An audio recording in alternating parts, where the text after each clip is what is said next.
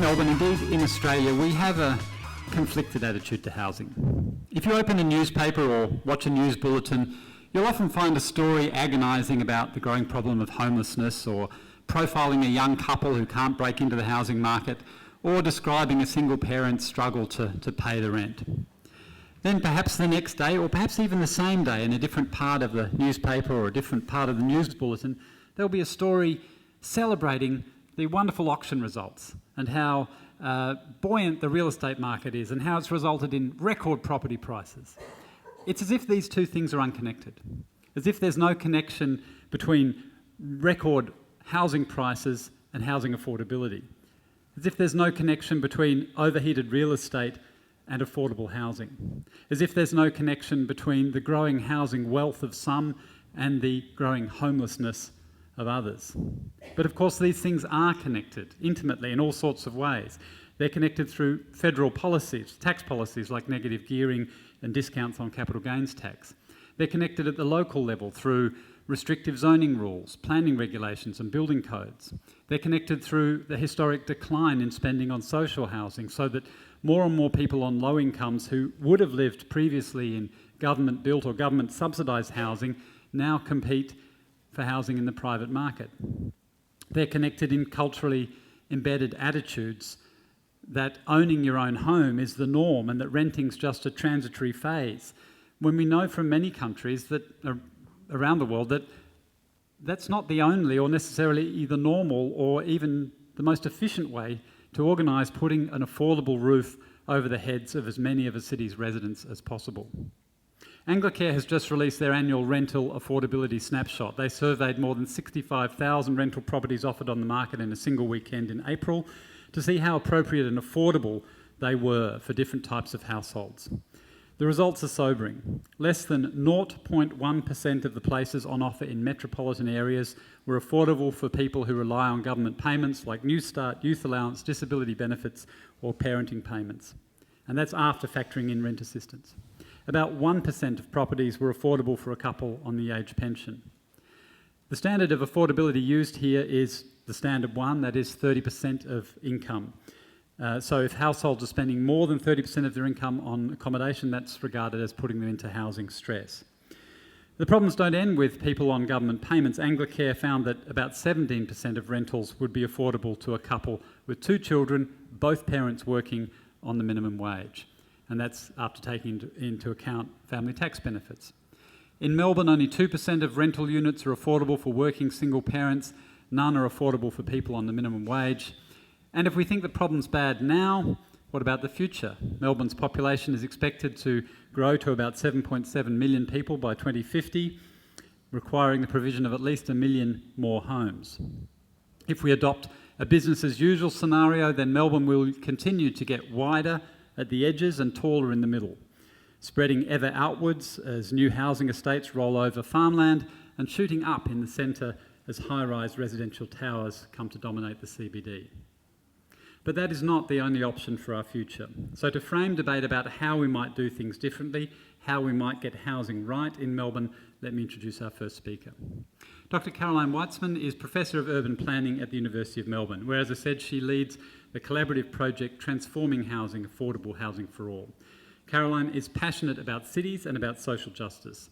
A researcher who has roots both in community activism and practical work in local government.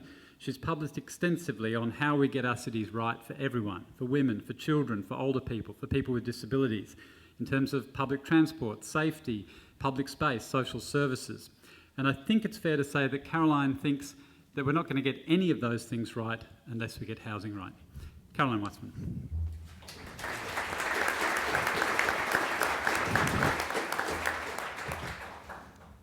Thank you, Peter, for that wonderful introduction as always, and thank you all for coming tonight. It's great to see what a turnout we've seen of tonight, of young and old, and possibly rich and poor too. I'm not about to ask all of you personally.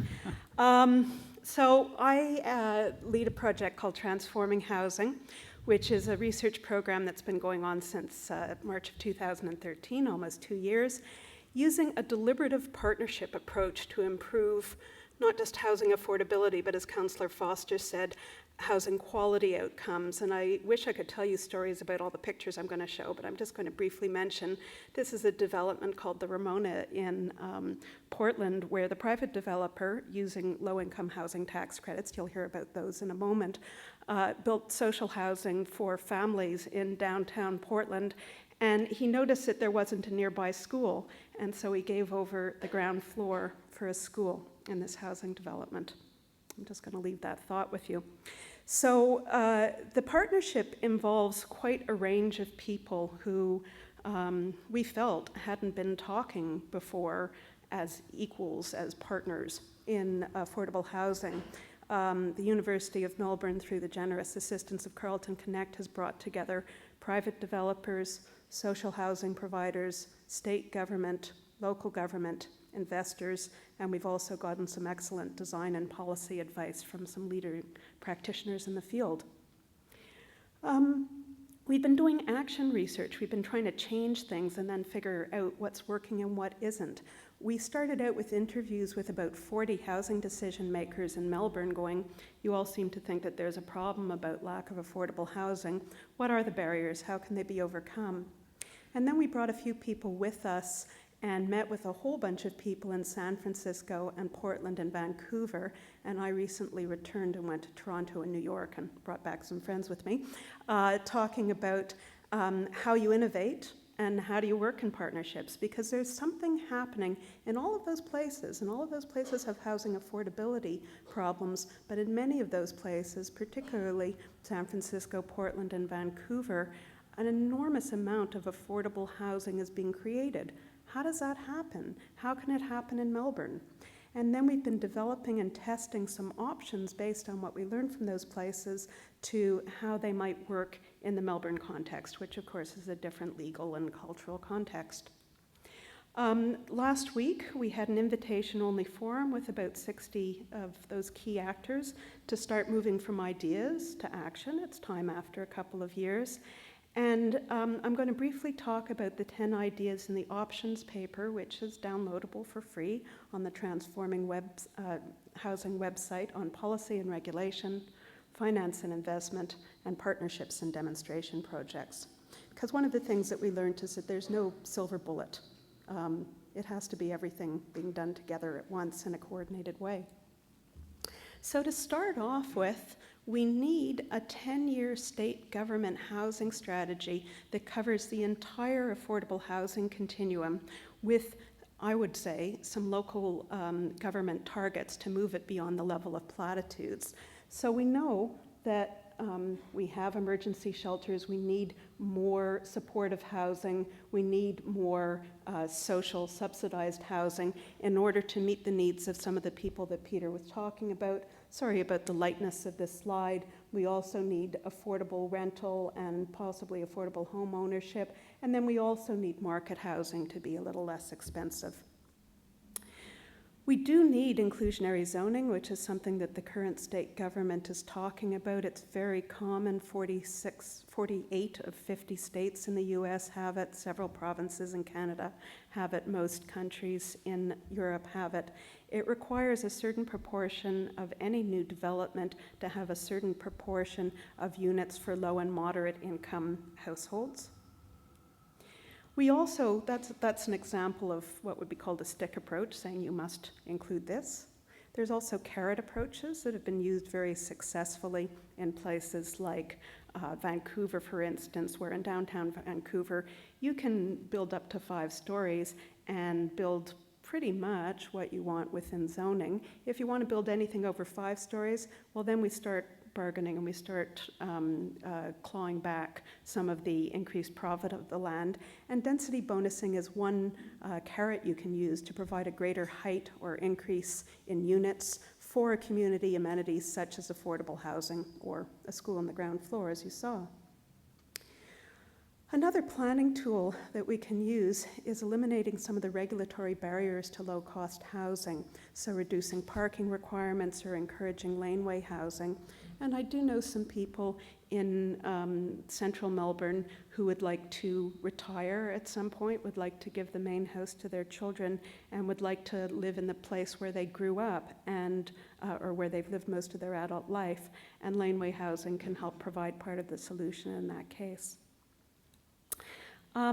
But of course, all of these things won't happen without a stable, substantial amount of investment. So we need direct government funding and or a tax credit, which you'll be hearing about in a moment from Marc, that's earmarked for social housing, because this kind of housing won't happen without some sort of subsidy. And here's an excellent example of a beautiful development designed by a person who's sitting in the front row that won a National Architecture Award in Australia, in Altona, and it couldn't have been built without nation building funds. That's federal social housing funds. How can we incentivize the philanthropic sector to invest in social housing? There's been some really effective small-scale approaches in both. This example is Gibb Street in Melbourne. This example is some really innovative container housing. You wouldn't guess it was container housing in Vancouver. That comes through adventurous and brave and generous philanthropists, and then gets scaled up. One very effective mechanism in places like San Francisco is using government land to build social housing, recognizing the fact that $1 put into housing for low-income people is $3 saved in healthcare. And the city of San Francisco has recognized that, and it would be great if the government of Victoria could also recognize that. There have been examples, by the way, of local governments, Port Phillip being the best known, using the land above parking lots, keeping a parking lot and building housing above it. We'd like to see continuing to broker partnerships between key sectors to develop affordable housing policy and projects. One of the things that I certainly learned in my recent travels is that when people are talking the same language, when they know one another, some pretty amazing things can happen. We also need to look at design and construction innovation in a place like Sweden, where 42% of housing is provided using prefab, and some very high quality, adaptable, accessible product is created. That's when you start seeing cost savings. We aren't seeing cost savings right now in Melbourne using prefab because it simply hasn't been scaled up yet. But imagine, again, to use Altona as an example, if some of the closed down car factories were to switch over into Australian-built prefab housing, what a difference that might make both to local employment as well as to affordable housing outcomes. We need to start thinking outside the box like that. Last but not least, one thing that we'd really like to see that's worked in places like Berlin is an international competition with perhaps 4 to 6 different demonstration projects across Melbourne, showcasing different kinds of scales and different kinds of ideas, from building above parking lots or next to train stations to much larger social housing redevelopments that might showcase some of the innovations in policy, finance, and design, and also perhaps showcase some of the work that's been done in other places around working with the community to design housing outcomes like all of the ones that I've shown you in this brief presentation that add quality in people's backyards. So in conclusion, the question isn't what to do. There is a lot of evidence-based research. Peter talked about the Anglicare report last week. It feels like every week there's a new report about the problem. The question is how to get there from here. How do we build the kind of deliberative, by which I mean talking together, talking about options, choosing the best option collectively, that kind of approach that can actually make a meaningful difference to the lives of low and moderate income people in Melbourne. And what we've been trying to demonstrate through this project is that in that difficult process, the university can be the creator of a safe space to share ideas and build partnerships based on trust and based on mutual interest. So that's all I have to say to start with, and over to my other speakers.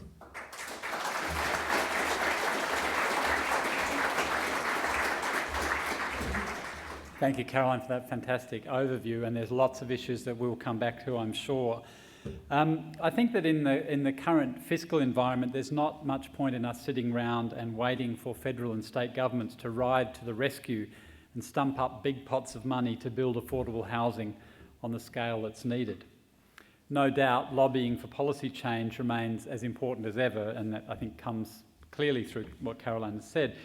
But in the meantime, as she also said, we need to get on and work out what can be done without bucket loads of new government money, particularly through coalition building, innovation, partnerships that bring together developers, financial institutions, the not-for-profit sector, academia, and all levels of government, federal, state and local.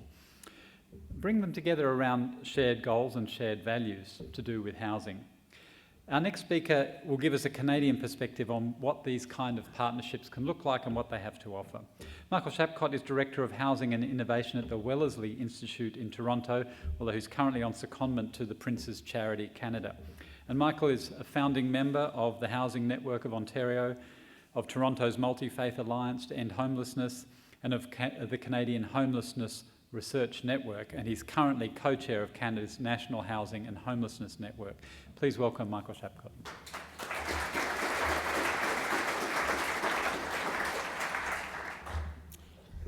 Thank you very much. I can remember within my memory what it was like to have a national housing plan in Canada from 1973 to 1993. We had if not a fully funded, a generously funded national housing plan. And in given years, we would create 40,000, sometimes 20,000 new units of housing across the country.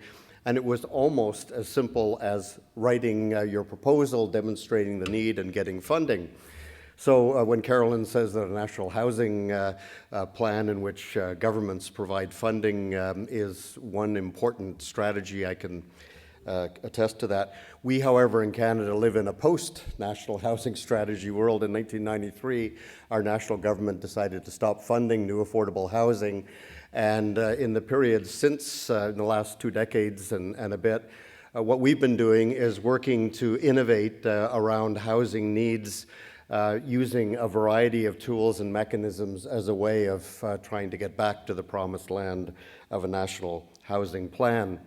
So I wanted to, first of all, draw your attention to that lovely building, which is sort of 3/4 built. It actually is an old picture. It was fully completed and occupied in 2009. It's the last building that I personally was involved in terms of developing in Canada. Of course, we understand from our history of 20 years of a national housing program, there's not one housing need, and therefore there's not one housing solution.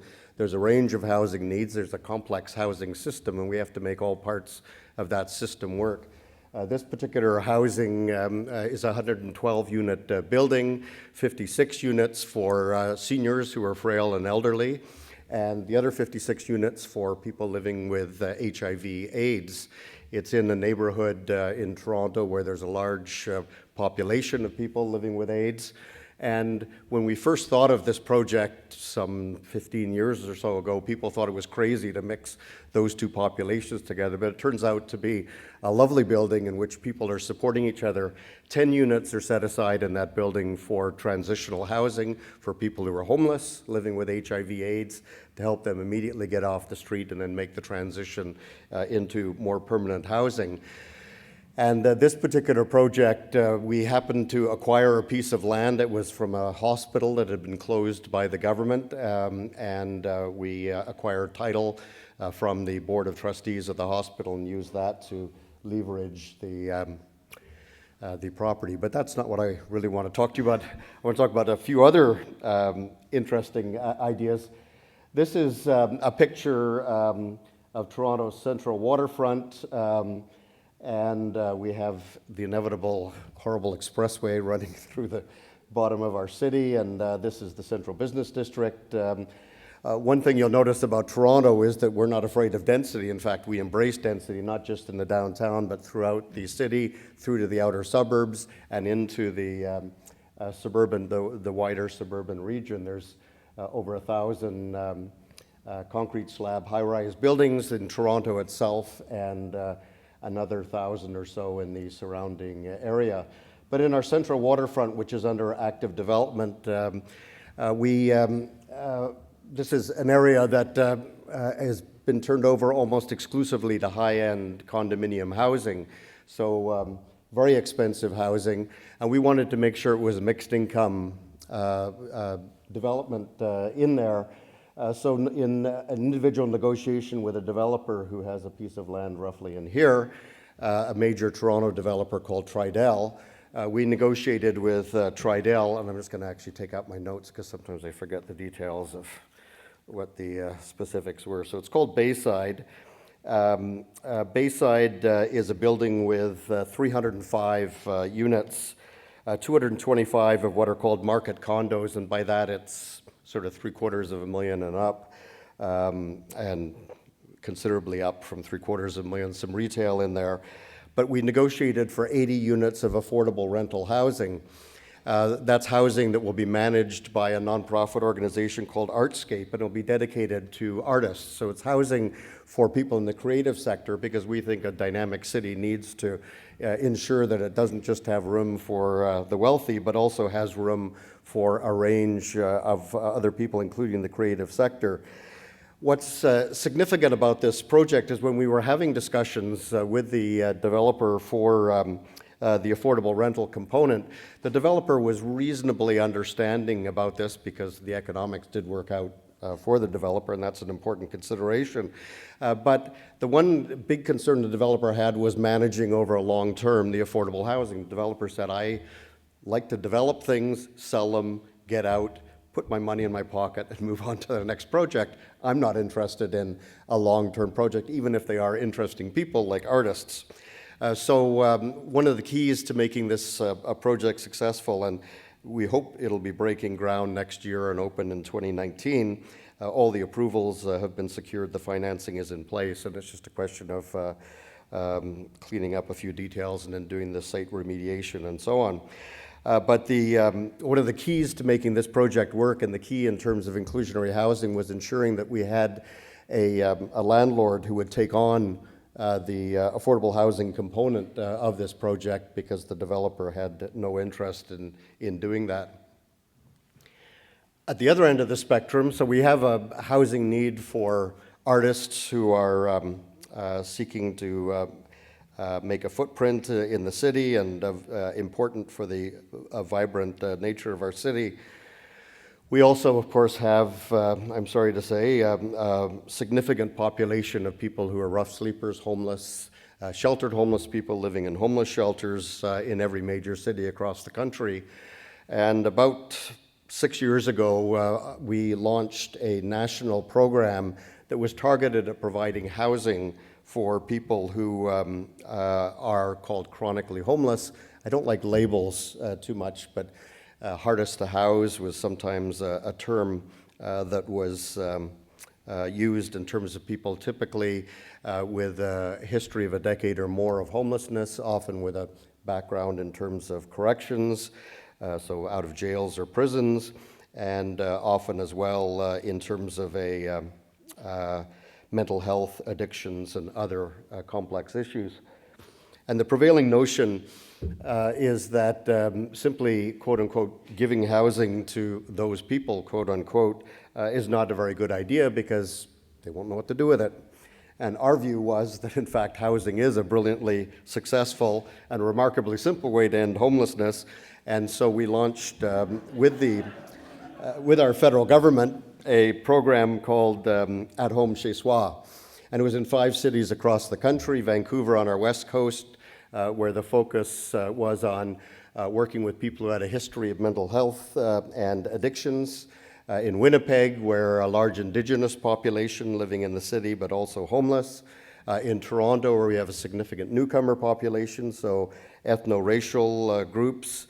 In Montreal, where we were looking in particular at the linkages between homelessness, employment, and then Moncton, which is one of the smallest city of the 5 cities in this national trial.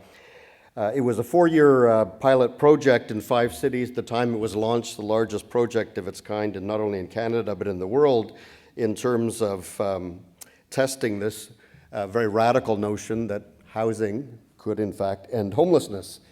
And we wanted to work with both private and nonprofit landlords, so there was a mix of tools that were available for private landlords. We were able to offer rent supplements to the 1,000 chronically homeless people who were involved in the project, and we were able to, for the ones living in nonprofit housing, to offer subsidies to the nonprofit landlords. To cut a long story short, this project was probably the most intensively studied project. There was also a control group of another 900 people who, very similar profile. They were given what is known as the service as usual approach, which just means to say that they got nothing. They remained homeless. And what we wanted to do was to compare outcomes, and we found remarkably that people who get access to housing become stably housed, and that Housing First does in fact work. Now I include a picture of a lovely person there. The woman, her name is Claudette Bradshaw. She, in 1999, was in our federal cabinet. She was in fact the national minister responsible for housing, and in 1999 was given the responsibility as well for homelessness. And I think it's somewhat of an indictment on a country that we actually have to have a national minister with responsibility for homelessness. But Minister Bradshaw, when I first met her in 1999, would say to me on a regular basis, you know, Michael, homelessness is not about housing, it's about social issues, it's about mental health issues, about addictions and so on. But the last thing we want to do is put people into housing because they're destined to fail. And she became the coordinator for the Moncton site. She's no longer in elected politics and has now become an advocate for that approach. What was very important for us with this project, the At Home Chez Soi project, was that it was a chance for us to enter into a conversation with our national government, which, amongst other things, provides major funding for our national health care program. It funds jails, it funds the correction system, provides funding for a number of social programs. And we've in fact put some numbers to how much it costs the government in terms of the do-nothing approach to homelessness.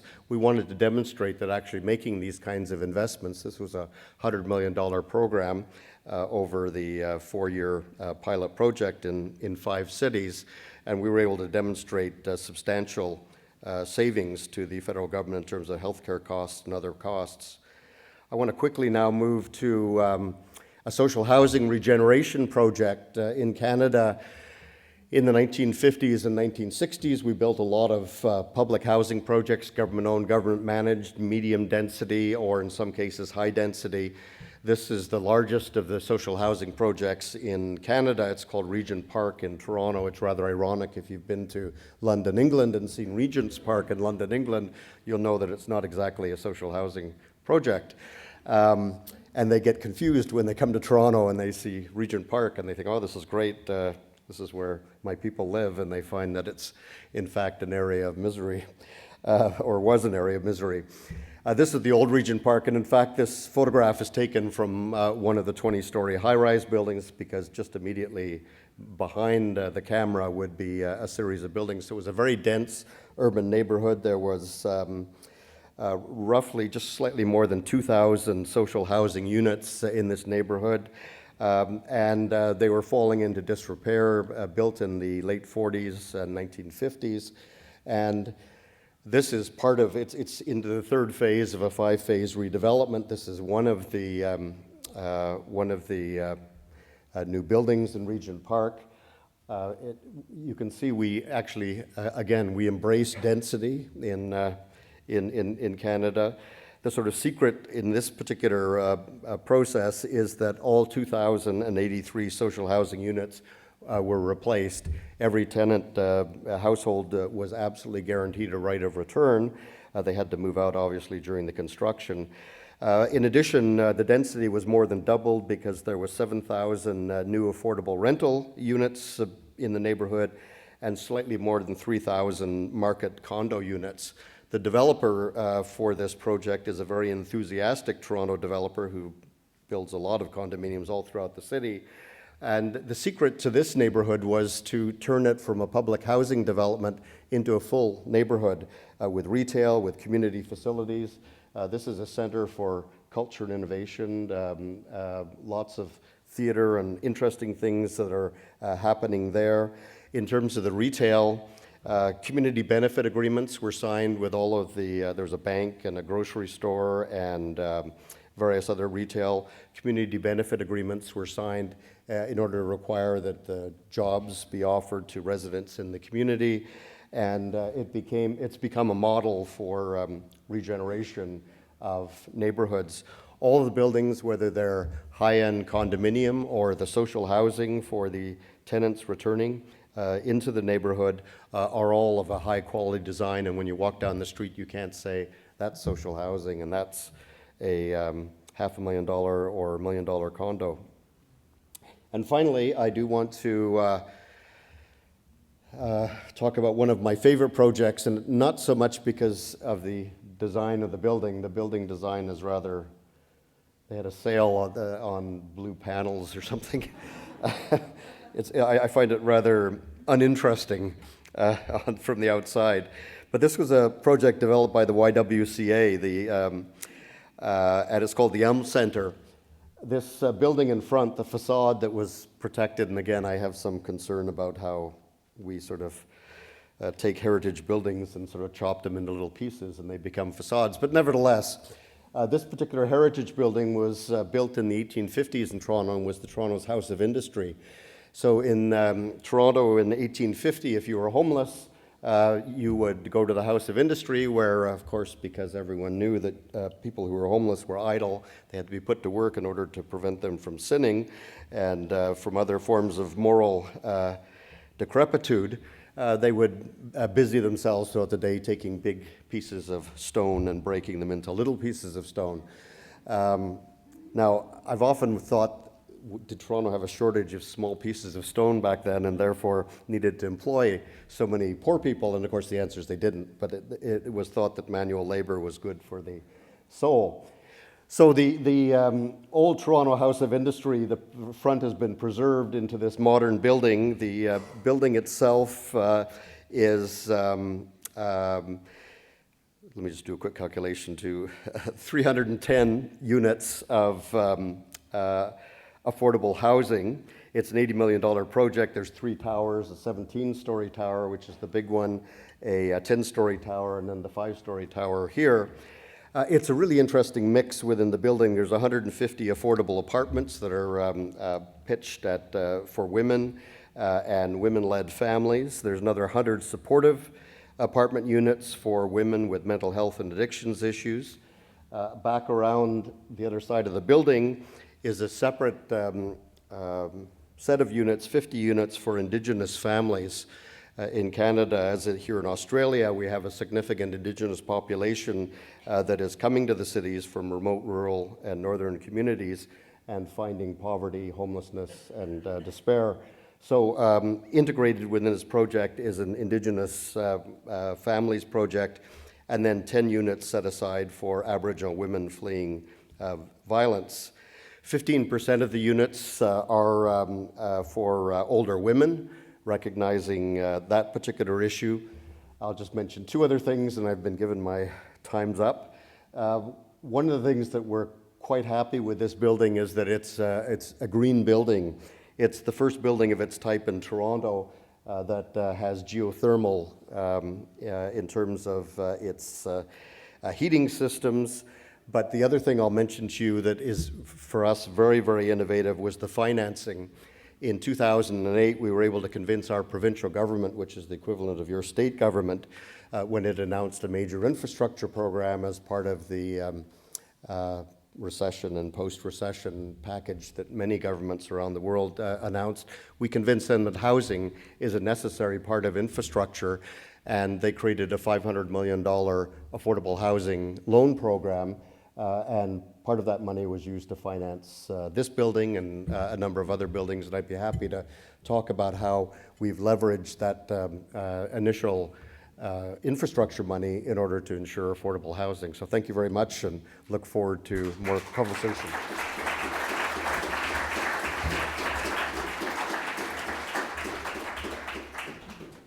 Thank you, Michael. And it's great to see those practical examples, real housing created for real people. I was struck when Michael was talking about the housing first idea. We have our own version of that, of course, here in Melbourne and in Adelaide. The common ground idea, which is, again, the same thing. The first thing you do is sort out people's housing, and then you can deal with the addiction, the mental illness, the other problems that people might have, but if you don't get their housing right.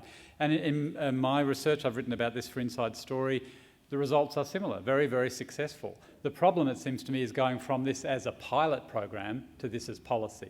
How do we make this a stable part of policy rather than, oh, look, how successful is that? We managed to help 100 homeless people. How do we make it a plank of policy? Now, as I said before, we can bewail the fact that the federal government doesn't spend enough on housing, or the state government. But actually, if you look more carefully, you'll find the Commonwealth does put a significant amount of money into housing. It's just that the investment doesn't generate much public benefit. A lot of this money is what economists call tax expenditures, which in everyday speech means tax concession or tax foregone. So, for example, negative gearing is a tax expenditure. The government allows landlords to reduce the tax they pay by offsetting losses from their rental properties against other income. Then there's the capital gains tax discount, another tax expenditure. So a landlord whose property doubles in value and they sell it only pays tax on half the increase in value. Together, capital gains tax discounts and negative gearing cost the federal budget around $8 billion a year. So in theory, and this is what Joe Hockey will tell you, these measures encourage investment in property and so increase the housing supply and therefore increase affordability. In practice, all the evidence points the other way. It shows that negative gearing and capital gains tax discounts encourage speculative investment in existing real estate, therefore driving up prices and reducing affordability. And most of the benefits along the way flow to the most wealthy, people in the top 10% of income earners. So, while we might like the government to spend more on social housing, we know that bigger outlays are unlikely in the current budgetary environment. But it's worth asking instead whether the government could take that $8 billion it's already spending on negative gearing and capital gains tax discounts and use it more effectively to generate more affordable housing and increase housing affordability overall. And this is all a rather long-winded way of introducing our third speaker. Marc Jahr is the founder of the consultancy Community Development Futures, and previously he was president of the New York City Housing Development Corporation, and prior to that he supervised community development real estate lending at Citibank, where he was responsible for its affordable rental housing and home ownership programs in metropolitan New York. Now, who knew there was such a thing? A top-tier private bank that has an affordable rental housing and home ownership lending program. So, to come to the point, Marc Jahr knows an awful lot about financing affordable housing and can talk about other, more effective ways to use that $8 billion. Marc Jahr.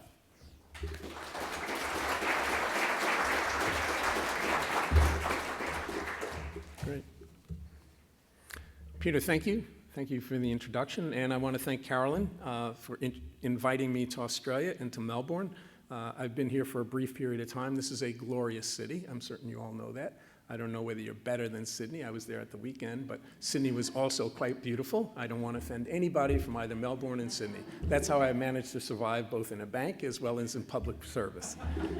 But it's been, for me, a learning experience, learning about Australia, learning about the housing challenges that the cities of Australia and Australia as a whole are confronted with, and seeing the points where the issues that we've contended with in New York City and the United States intersect with the issues that folks in Melbourne and the cities of Australia and Australia as a whole are contending with as well. So I want to talk a little about some of the financing tools we use and loop back at least briefly to Peter's remarks about the use of negative gearing here and the $8 billion, I guess, that are committed to that. I mean, in the United States, actually, the largest housing subsidy in the United States is the subsidy to homeowners, regardless of income, for the interest they pay on their mortgages. There's an interest deduction, and that housing subsidy amounts to about $80 billion a year. The United States is a little bigger than Australia. It is, again, the largest subsidy program that the United States has. It's a very silent subsidy. Nobody talks much about it, and when it is raised as an issue within the United States, all the forces that benefit from it, including homeowners like myself, immediately man the barricades to protect it. Nonetheless, it's a huge subsidy program, and it's one that's indiscriminate. Everybody gets it. The wealthy, the rich, the working class, and if you have one home, you get it. If you have two homes, you get it. If you have three homes, you get it. You get it regardless of the number, I think, regardless of the number of homes you have. In my work, we focused on other forms of subsidy designed to really encourage the creation of affordable housing. And those subsidies come from a number of different levels of government, both from the federal, the state, and the local government. And in New York City, the city, for a variety of reasons, has always had a robust, really profoundly robust commitment to affordable housing in the city of New York. And I think underlying that have been a couple of fundamental reasons for it. On the one hand, there's the simple question of social justice and equity, a commitment that ebbs and flows depending on the administration, but nonetheless is kind of a constant underneath all this work, and I think it underlies affordable housing policy regardless of where one exists, where one lives. But secondly, it's also, I think, been come to recognize, and I think Michael, in a sense, touched upon this point, as really an important driver of economic development. That in fact, housing, we always, if you look in the, in the business section, they'll talk about housing starts as a key indicator of economic development or how the economy is doing, and yet we forget about the key role that the government can play in facilitating, supporting the creation of housing in the country, not just through an interest tax deduction, but through other forms of subsidy. So there's a recognition that housing development is a driver of economic development, that it's critical. In a place like New York City, I'm not certain. How many people have been to New York City in the last 10 years? Raise your hands. A lot of folks. It's quite a beautiful city, and it has tremendous vitality. And what gets lost if you've been here in recent times under Mayor Bloomberg, who I work for, I was lucky enough to work for, what's lost is that in the 70s and the 1980s, the city collapsed. The city collapsed. Its manufacturing economy disintegrated. It went to Asia. It went down south in the United States. The city's population declined from 7.9 million people down to 6.9 million people. It lost 1 million people in less than a decade. And as that economy got gutted. And what the city, at that point in the mid-'80s, it came to the point where the city made a decision, both because of rising homelessness and the absolute rubble that its neighborhoods had been reduced to, that if it was going to thrive as a city as a whole, if Midtown Manhattan was going to be a place that you folks would want to visit, and the city would be a place you'd want to visit as opposed to a place for adventure tourism, that it was going to have to invest in the neighborhoods. It was going to have to rebuild the city from the inside out. And I think that's what it did through this massive commitment of public city resources combined with federal and state resources, and those resources being used to leverage private resources, bank resources. And that's why I worked at Citibank. And that's where, there once was a thief, a bank thief, Willie Sutton, and they said, why do you rob banks? And he said, that's where the money is. And if you want capital at your disposal, where should you work? Well, at a bank. And I worked at Citibank for 5 years running their community development real estate lending activities. And we did several $1 billion of lending in concert with the public bodies as well with the city of New York. One of the key tools we used a number of tools, and I want to talk about those tools right now. One key instrument we used was a low-income housing tax credit. And that was a federal resource, another way to expend tax dollars. And the credit was created, actually, an interesting period of time in 1986. So who was the president of the United States at that time? The president was Ronald Reagan, a conservative saint. And I think at least one house, maybe the Senate, I don't know, the Democrats controlled Congress, but you had a conservative president, and the president and Congress embarked on a period of tax reform. They wanted to level the tax code. They wanted to take out all the shelters that were driving people to invest in pork bellies as opposed to perhaps more productive things. And one of the things that was created at that point in time was a federal low-income housing tax credit, a highly targeted tax credit that investors could buy in exchange for investing in low-income housing affordable to households at or below in what we call 60% of the area median income. So in New York City, the area median income today is about $85,000. It's 100% of the area median income. 60% of the area median for a family of four is about $48,000. So the idea is if you invest money in housing that's affordable to households at or below 60% of median income, and that is occupied by people at or below 60% of median income, then you'll get this tax credit. And the amount of credits are capped or allocated at the federal level down to the states. And so we have something of a similar system in the United States as you have in Australia. I guess we learned from you insofar as have a federal, state, and local levels. And in terms of the credits are allocated from the federal government to state government, and they then, under competitive RFPs, allocate the credits to individual projects. The developers who receive these credits then are able to sell them to investors like a Citibank, a JP Morgan Chase. Google has bought credits. Warren Buffett was one of the first buyers of credits. Warren Buffett is a sort of an icon in the investment world, and he bought $25 million of credits 3 years after the tax credit was created in the United States. And this has become the driver of most affordable housing development across the country and large numbers of units in New York City. And one of the great things about it is that it's highly flexible. It can be used for very low-income housing. It can be used for housing for folks with special needs. It can be used for mixed-income housing. It can be used for projects where, for instance, we've done, and Carolyn came and visited a project in Harlem, what we call a 50-30-20. 50% of the units, market rate units, for instance, the rent in Harlem, the market rate would be about $3,000 a month for a two-bedroom apartment, 30% for more moderate income households, and 20% for households at or below 50% of median income, which would translate into a rent, let's say, of $1,100 a month. So, in New York City, and I think in Melbourne, the gap between what many people can afford and how much, what rent you need to really support without any subsidy the development and operation of housing is enormous. So the average rent, let's say in Manhattan for an apartment, is $2,900 a month. But the average rent for an affordable unit is around $1,100 to $1,200 a month. So how do you cover that gap? And the gap is covered by various forms of subsidy, and a key form of subsidy is this low-income housing tax credit. But there are other forms of subsidy that we use as well. We use tax abatements and exemptions. The city will abate and exempt affordable housing projects from property taxes. The city will issue bonds, municipal bonds, and take the proceeds of the municipal bonds and devote them to housing. And then the city itself will lend the money through its housing agency for affordable housing at 1% interest and leverage private dollars, bank dollars, as part of the total development cost of a project. The city has increasingly, and under the new administration, is looking very intently on how do you convert air into land?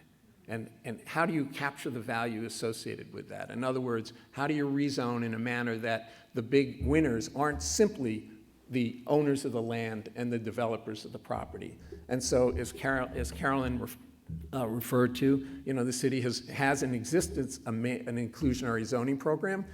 The new administration is talking about mandatory inclusionary zoning. So in other words, you want to build in this area. The city, by rezoning an area, is creating enormous amounts of value. Enormous amounts of value. So how do you capture some of that for the public and for the public good? And under the Bloomberg administration, between Manhattan and Brooklyn is the East River. the Brooklyn area, along that waterfront, along the East River, had fallen into great disuse over the course of decades. It had been like traditional waterfront property. You had piers, you had manufacturing uses, you had warehouses. It had all fallen into decay. Under Mayor Bloomberg, it was rezoned with a voluntary inclusionary voluntary inclusionary housing, where the city said to developers, look, if you give us 20% affordable units either on site or next to the property you're developing or in the neighborhood, in this circumference, if you give us 20% affordable, we'll give you a third more density.